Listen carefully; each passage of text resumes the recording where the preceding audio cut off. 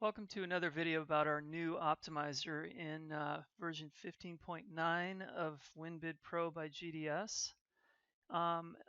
We had the other video that I did an overview of kind of what's changed and the reasons why and the benefits and all that. So now I want to talk more about the specific features that are included with this new optimizer and are kind of there because of the new tools we've used and so forth. You'll notice, and I mentioned before, that there's two tabs now instead of a split window with kind of one list above and another below. So the cut list tab is the first one with all the cut pieces, and remember these are dynamically or automatically calculated and added without having to click any buttons. So you know that you've always got the latest information here. You don't have to remember if you hit get elevation parts and all that.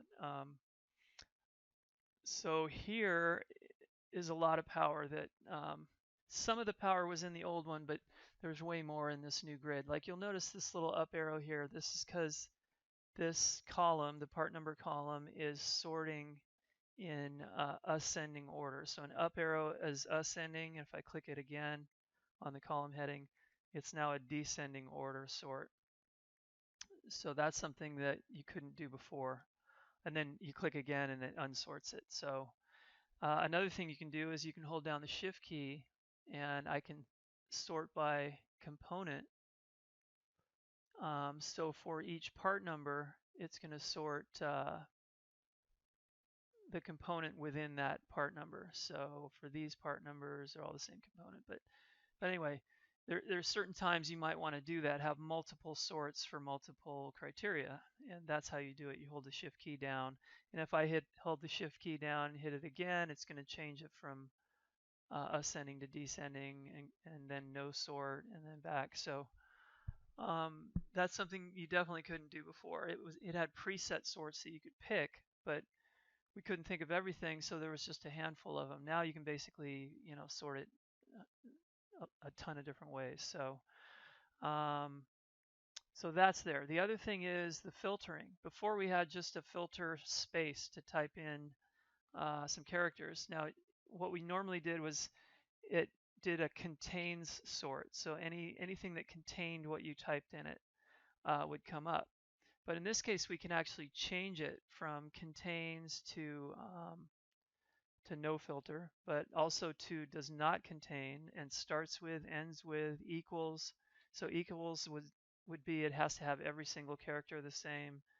Not equals to. So it's just way more flexible and more powerful a sorting or a filtering tool.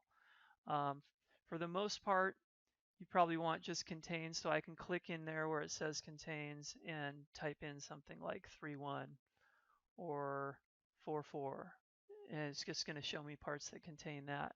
And if I wanted all the 4.4 parts that are just horizontals, I could just type HOR here. So this is similar how it used to work.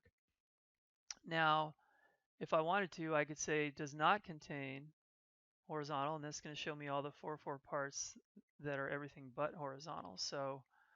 Um, so again, that type of power was not there before, and I think it's a definite benefit to have it. So another thing that we had before, and then we changed the optimizer grid and removed it, which we probably shouldn't have, but it was one of those struggles where we're adding more functionality, but we had to take one thing out, was the grouping capability. It turns out a lot of people like the grouping capability. So that's where I can take I'm going to clear the filter here to see all my parts. That's where I can say take components and drag it up here to this little area where it says drag a column here, column heading here. And now it's going to group it by component type, which is all the different types of head, sill, jam. And they're not expanded automatically, but you can just click here to expand them. Now, obviously, I can still have my sorting, which I do, and I can still have my filtering. So if I wanted to filter, oh, I don't know, for parts that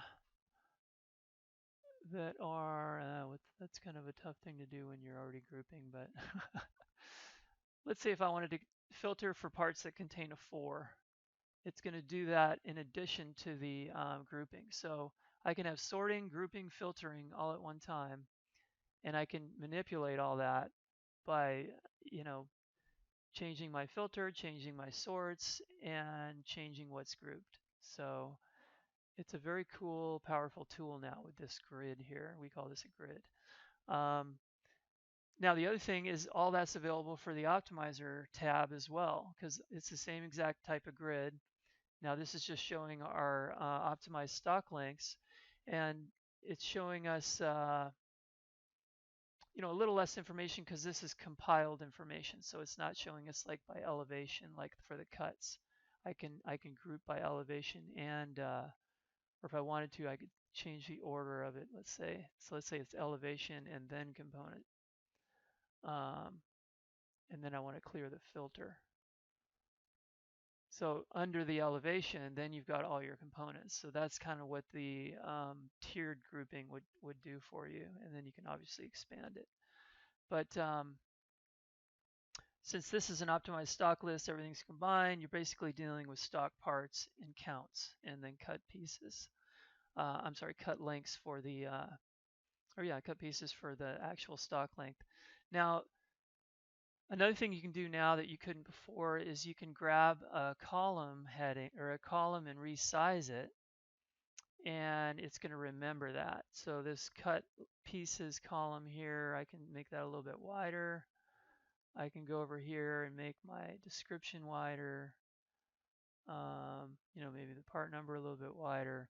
So then if I close and get back into the optimizer, you'll see not only did it keep my grouping, my sorting, um, and all that, it didn't keep the expanded stuff, but that's just the way it goes.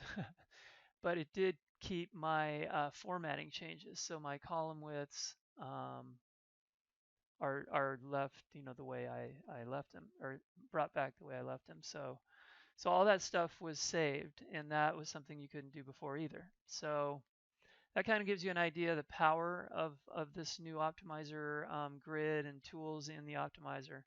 So hopefully you guys enjoy it. And the next video, I'm going to talk about the tools that let you add cut pieces and change pieces and stock lengths and all that. So they're still here. They're just kind of located in different places. So go ahead and watch that next video too. Thanks.